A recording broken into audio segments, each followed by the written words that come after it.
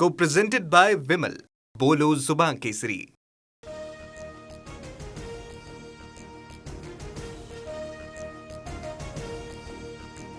पंतप्रधान नरेंद्र मोदींच्या ताफ्यातील वाहनांची संख्या कमी. इंधन संकटाच्या पार्श्वभूमीवर निर्णय. मोदींकडून पेट्रोल डिझेलचा वापर कमी करण्याचं आवाहन. अमित शहांनीही आपल्या ताफ्यातील वाहनं कमी केली. उपमुख्यमंत्री शिंदे आणि मंत्री सामंतांकडून ईव्ही कारचा वापर तर मंत्र्यांच्या ताफ्यातील अधिकची वाहनं कमी केली जाणार. पंतप्रधान मोदींच्या आवाहनानंतर सामान्य प्रशासन विभाग मोहीम हाती घेणार. सर्व परदेश दौरे रद्द करा. देवेंद्र फडणवीसांचे मंत्री आणि अधिकाऱ्यांना आदेश. मुख्यमंत्री फडणवीसांची आज बैठक होणार तर मंत्र्यांच्या ताफ्यातील वाहन संख्या अर्ध्यावरती येणार. पुण्यातील पेट्रोल पंप चालकांना पेट्रोल पुरवठ्यात घट. युद्धामुळे इंधनाच्या पुरवठा साखळीवरती परिणाम. इंधन टंचाई निर्माण होण्याची शक्यता. सुनील तटकरेंकडून रात्री शरद पवारांची भेट. सिल्वर ओकवरील भेटीनं राजकीय चर्चांना उधाण तर प्रकृतीची विचारपूस करण्याची सदिच्छा भेट घेतली. तटकरेंची माहिती. प्रफुल्ल पटेल पक्षाच्या निर्णयामुळे अस्वस्थ. सूत्रांची माहिती. सुनेत्रा पवारांनी आयोगाला पाठवलेल्या पत्रात पटेलांचं नाव नव्हतं. आसामवरून परतताना पटेल आणि तटकरेंनी सुनेत्रा पवारांसोबत प्रवास टाळल्याची ही माहिती. छत्रपती संभाजीनगरचे एमआयएमचे नगरसेवक मतीन पटेलच्या घरावरती पालिकेची कारवाई. निदा खानला आश्रय दिलेल्या घरावरती पालिकेचा बुलडोझर. नोटिशीवरती समाधानकारक उत्तर न दिल्यामुळे कारवाई.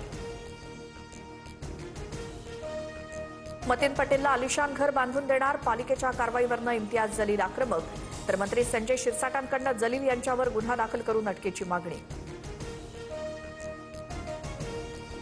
सोनं चांदीवरील आयात शुल्कात मोठी वाढ. आयात शुल्क 6%वरून आता थेट 15%वर. पंतप्रधान मोदींकडून 1 वर्ष सोनं खरेदी न करण्याचं आवाहन. आयात शुल्क वाढल्यामुळे सोनं चांदीच्या दरात मोठी वाढ. सोन्याच्या दरात 8,000 तर चांदीच्या दरात 20,000 रुपयांची वाढ. जीएसटीसह सोन्याचा दर 1,63,770 रुपयांवर. भारतानं पाकिस्तानसोबतची संवादाची दारं उघडी ठेवावीत. दोन्ही देशांमधील अडथळा दूर करण्यासाठी जनसंपर्क हाच सर्वोत्तम मार्ग. आरएसएसचे सरकार्यवाहक दत्तात्रय होसबळे यांचं वक्तव्य. बारामतीमध्ये शिकाऊ विमान पडल्याची घटना. गोजुबावी गावाच्या हद्दीमध्ये शिकाऊ विमान कोसळलं.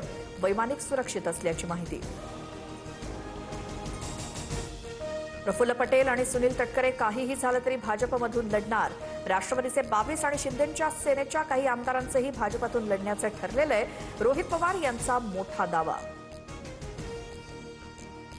आमच्या पक्षावरून कुणीही भविष्य सांगण्याचं कारण नाही. कार्यकर्त्यांपासून नेत्यांपर्यंत कुणीही सुनेत्रा पवारांची साथ सोडणार नाही. रोहित पवारांच्या आरोपांना अनिल पाटलांचं उत्तर. नीट पेपरफुटी प्रकरणी अहिल्यानगरमधनं 1 जण ताब्यात. धनंजय लोखंडेला सीबीआयनं चौकशीसाठी ताब्यात घेतल्याची माहिती तर 1 आरोपी पुण्यातील असण्याची शक्यता. पोलिसांकडून शोध सुरू. नीट परीक्षा रद्द झाल्याचं प्रकरण सुप्रीम कोर्टात. Federation of all India medical असोसिएशनची सुप्रीम कोर्टात धाव. एनटीए बरखास्त करण्याची याचिकेतनं मागणी. दिल्लीमध्ये अखिल भारतीय विद्यार्थी परिषदेचं आंदोलन. एनटीएच्या कार्यालयाबाहेर अखिल भारतीय विद्यार्थी परिषद आक्रमक. जोरदार घोषणाबाजी. मुख्यमंत्री फडणवीसांच्या हस्ते सिंहस्थ लोगोचं अनावरण. कुंभमेळ्याच्या पार्श्वभूमीवर सुरू असलेल्या विकास कामांचा फडणवीसांकडून आढावा. विदर्भासह राज्यात पुढचे 4 ते 5 दिवस उष्णतेची लाट. अकोल्यात सर्वाधिक 45.6 अंश सेल्सिअस तापमानाची नोंद. 1889 नंतर प्रथमच पुण्याचं तापमान 44 अंशांवर. सोलापुरात उष्माघातामुळे शेतकरी महिलेचा मृत्यू. मोहोळ तालुक्यातील पापरी गावाच्या शोभा डोंगरेंचा मृत्यू. सोलापुरात तापमानाचा पारा 42 ते 43 अंशांवर. कसारा ते आसनगाव लोकल आज दुपारी 2 तास बंद राहणार. दुपारी 3:30 ते 5:30 वाजेपर्यंत लोकल बंद.